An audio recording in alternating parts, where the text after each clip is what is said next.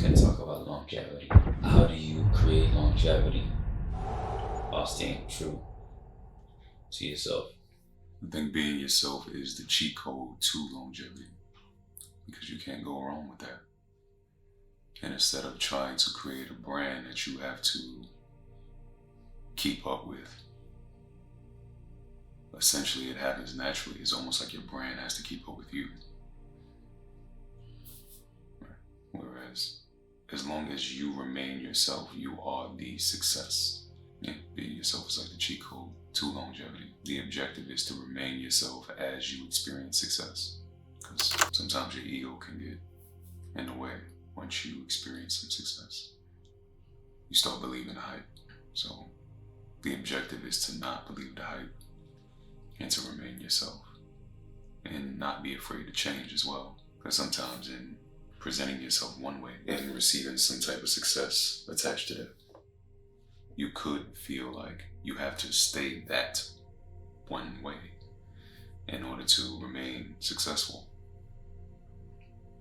But at the same time, nothing that remains the same is successful over a long period of time. In most instances, the people change. You being a person, you change. In my experience, usually that works in your favor if it's true. If it's really who you are, and if it's organic. Because it'll be easy to follow if it's organic. And it'll be easy to understand if it's sudden. If sometimes you experience a traumatic experience and that brings about a sudden change. Or sometimes you experience something amazing that you didn't anticipate and it brings about a sudden change. So in telling that story and sharing that story, that sudden shift will make sense. Usually there's still some remnants of you in there that people can connect with. Maybe how you show up is different, but what you show up as is the same. What do you mean by that? I mean, your presentation may be different. You may decide, for example, oftentimes, in my experience at least, people experience a traumatic circumstance and they cut their hair. That happens a lot in my experience with people that I know. So they show up differently, right? They cut their hair. They may completely change their wardrobe. You experience a breakup. You start working out again, drinking water, going to bed on time, journaling, right? It brings about a different set of rituals. So how you're showing up is different. But what you show up as, meaning yourself, is the same. Or not so different that it scares people away at least. There's usually some remnants of who you are still there. You may behave differently. You may hang out with different people. You may entertain different environments. You may eat different foods. You may incorporate different behaviors. You take you wherever you go. It's the same, like, wherever you go, there you are. Yeah. Exactly. So there's usually some remnants of you there still, even though your presentation may be different. So how you show up changes, but what you show up as, the what being yourself, not the persona, not the ego, is the same. So I think being yourself is the cheat code to longevity, at least being able to do it comfortably and not constantly have to quote unquote reinvent yourself. Just be yourself and take people along the journey with you, because life is an adventure for all of us, and the more open we are about that, perhaps the less we have to be concerned with brand. I think I know what you mean when you say concern about brand. But you mean like putting up a facade or like putting up a character, you mean? Not necessarily, because not everyone is doing that. Not everyone is hiding behind a persona. Not everybody's faking it. Yeah, everyone's not faking it. So essentially it's making sure that everything is aligned with that. Oftentimes, like for example, we're 4 people, but we don't show up as 100% of ourselves oftentimes in all situations. We show up as the part that's on brand with what we want you to think of us as. If you're really being your whole self, then you can be less concerned with that because you show up as your whole self at all times and not as a piece of who you are. Because if you show up as a piece of who you are, then you have to keep showing up as that piece. And if you want to ever start showing a bit more of yourself, then you have to focus on how do you transition from just showing this one piece to showing more of yourself. And there's a whole system that has to support that to make sure that it's on brand. But if you've always showed up as yourself, if you're not holding anything back, then you don't really need to go through that process so much. And if you do, it's a lot easier. Because yes, you want to make sure that it's understandable. And I don't mean it's just for people who are on the internet or anything like that.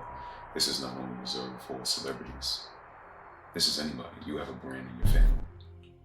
You have a brand amongst your friends. You have a brand at your place of business. You have a brand everywhere. But do you show up as 100% of yourself everywhere? Are you a universal friend? Or are you the friend that people call when they want to party? But they don't call you when they have a business idea. They don't call you when somebody in their life that they care about passes away and they really need someone to speak to. They don't call you when they're in a financial jam. They only call you when they want to go to a party. That's your brand. You're the party guy. You're the party girl. It's the same way in your family.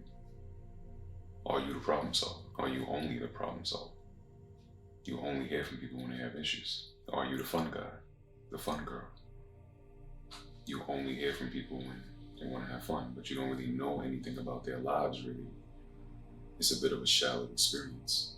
That's your brand. So it's not always professional. Oftentimes when we use the word brand, we think of it from a professional lens. Essentially, it's your reputation. For people who are afraid of rejection, so they only show up as a part of themselves because they're afraid of being outcasted, essentially, in most instances, have the same fate as the person who doesn't show all of themselves and only shows a piece of themselves. Because you're doing the same thing.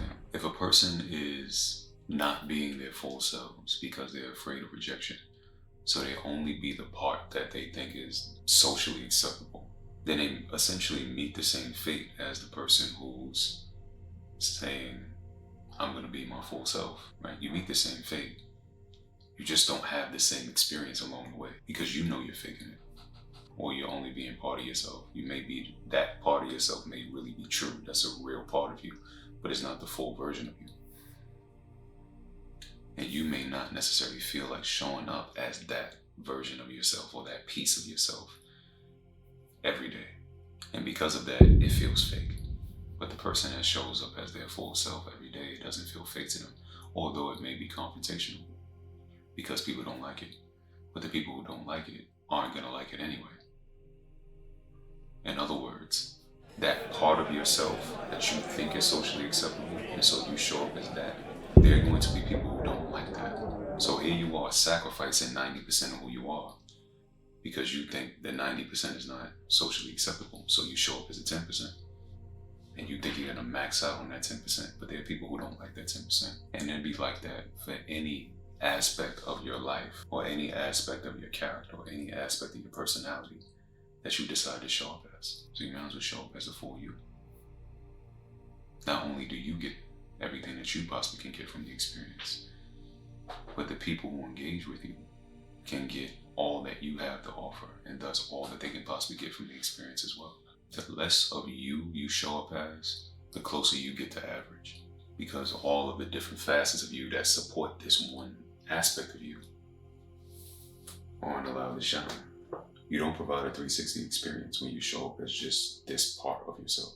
And that's oftentimes what people are looking for. But we become so conditioned to think that we need to get one thing from each person that we surround ourselves with 10, 20, 30 different people, each giving us one thing that we could have essentially gotten from having just one person around us that was given their whole selves. So again, it's these like defense mechanisms from being in survival mode that help us to defend these limiting beliefs. Ultimately, the objective is to be all that you are. I guess for some people, being average is almost like a win for them. because this way they don't fall behind. Being average feels like a win to some people in the beginning. But it's not really what anybody's going for. In most instances, the goal, you don't wake up and say, I'm gonna be average today. I'm gonna go to work and do an average job. I'm gonna meet the girl of my dreams, but I'm gonna show up as average. I'm gonna meet the man of my dreams, but I'm gonna show up as average. The man of your dreams is probably not an average guy. The woman of your dreams is probably not an average woman. So why would that person be attracted to average? You don't even like average. You like safe. And average helps people to believe that they're blending in. And if you're blending in, then it makes you feel like you're more relatable. And there's power in numbers. So the more relatable you are, the safer you are. But ultimately, that's not true. Because you'll find yourself relating to everyone but yourself. And so you don't believe you, because you really want to be all that you can be. But you settle for average because average is safe. So your heart is saying go, but your mind is saying stay. Stay here, stay average, stay put, stay with the crowd.